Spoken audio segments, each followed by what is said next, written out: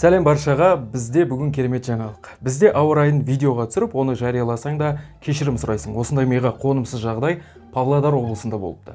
Бұл облыста Егіндібұлақ деген ауыл бар. Сол ауылдың тұрғыны егде жастағы әйел боран тұрып есігінің алдын қар жауып қалғанын видеоға түсіріпті.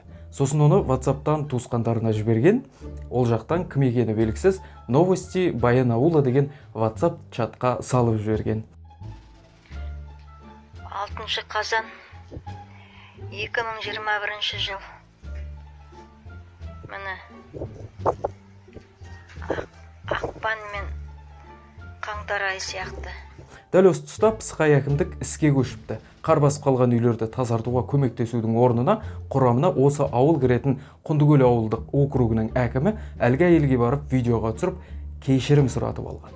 Қар жауды, просто жер болды, тау. Осы мен бұл видеоны өзімнің туыстарыма жіберген. Олар ол жақта кім салып жүргенін білмеймін. Менде ешқандай да жалып мұндай жоқ. Құдай сақтасын, таңертең сол немеремді мектепке жіберген кезде есікті ашқанымда есік жабылып қалған екен. Соны кішкене қалақпен аштым өзім, оған мен ешкімге ондай жалып жасап жатқан жоқ. Жарайды, апа жақсы, енді онда бет алды салмаңыздар, осы деп шыға келеді. Кешіріңіз деді, кешірім сұраймын. Жақсы, рахмет. Қай ақылмен істегенін қайдан, бұл әкім сол кешірім сұратқан видеосында бет алды сала бермеңіз деген ескертуін айтады. Сонда бұл әкімнің ойынша қар жауса мұны айтып шағым жасауға болмай ма? Әлде қар жауғанын жоғары жақтан жасырғысы келген бе? Айтқандай-ақ бұл әкімге қатысты тәртіптік іс қозғалыпты.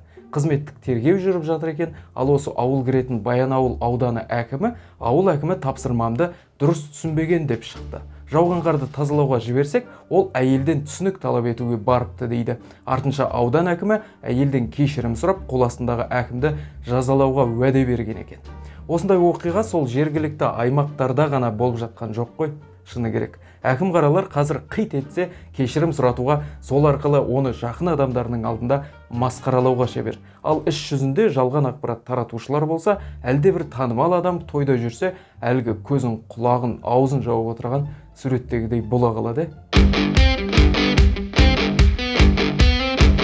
Бүгін Таразда жарылыс болды, тағы да.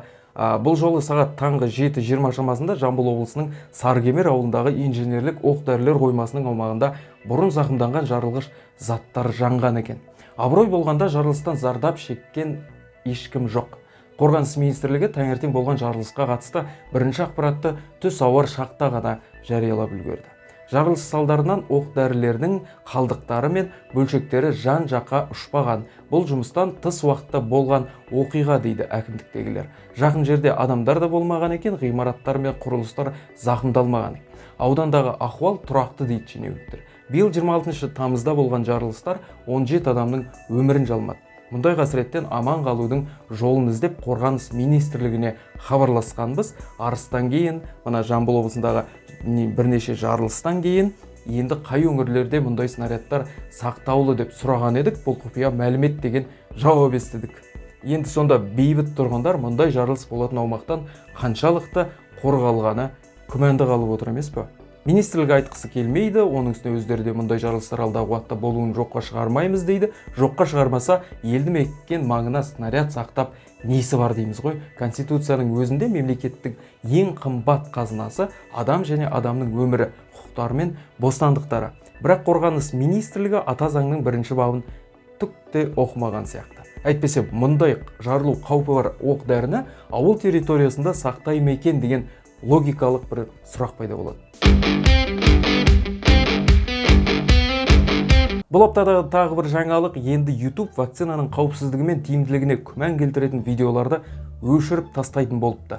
Сонда бұл жерде ковидке қарсы ғана емес, жалпы вакциналардың тиімділігіне қатысты пікір айта алмайды екенсіз. Себебі демек YouTube алаңы енді біз үшін, мына сізбен мен үшін де не жақсы, не жаман екенін шешіп беретін болған екен. Осылайша енді YouTube'тың құрығына екі бірдей неміс ресурсы түсіп үлгерген. Екеуі де қалпына келтіру мүмкіндігінсіз өшіріп тастапты. YouTube өкілдерінің сөзінше бұл арналар коронавирус туралы фейк таратқан үшін бір аптаға шектеу алып, ал одан кейін екінші бір арнаға ауысып, тағы да сол ісін жалғастырған екен. Аслын айтқанда, мұның бәріне бір ғана жауабымыз бар.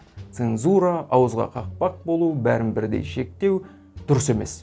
Себебі вакцинаның бәрі бірдей мінсіз бола алмайды. Ол сол үшін дүниежүзілік денсаулық сақтау ұйымында тексеріледі. Бірнеше кезеңі бар. Оның үстіне сыннан, даудан шындық туады деуші едік қой. Енді YouTube құлағы қалғайып шыға келгеннің бәрін қырып жойып нағыз тоталитаризм орнатуға кірісіп отырғандай. Адам шындық пен жалған қайсы екенін, фейкті ажырату жолдарын білуді өзі үйренуі керек. Ал бәріне тиым сала берсең, бұл керемет идея деуге әсте келмейді. Мен өз басым вакцинаға қарсы емеспін. Өзімде соған қатысты жалған ақпарат таратқандармен күресіп жүргеніме 1-2 жылдай болды. Бірақ қарсы тараптың пікірін білмей тұрып, оны бұғаттай беруге де қолдау білдіре алмаймын. Ал осы жерде ең жаманы не білесіз бе? Бұл жерде жаманы YouTube қазақ тілін танымайтынында. Қазақ тілді кез келген контент мұнда кілт сөз арқылы ғана реттеледі. Яғни фейк, вакцина, жалған ақпарат сияқты сөздер айтылса ғана назар аударылады. Оны қойшы, біздің Қазақстанда тіпті премиум аккаунт берілмейді ғой. Қарсылас сенімен күрескені емес, сені елемеуі ең жаманы. Сондықтан құрметті YouTube, мына әлемде Қазақстан деген ел барын біліңіздер. Бізде де белсенділік болатынын, бізге де жарнама көрсетіп, ақша таба алатындарыңызды ойлаңыздар. Жалпы қазақ тілді контентке де назар аудара жүрсеңіздер, бізде қосылайық, немесе жалаулым ғана тренд емес, бізде осындай ақылға қонымды контент жасайтындар жеткілікті. Сау саламатта болыңыздар. Бұл Ақылтай арнасы, менің есімім Ардақ. Лайк басып, пікір жазуды ұмытпаңыз.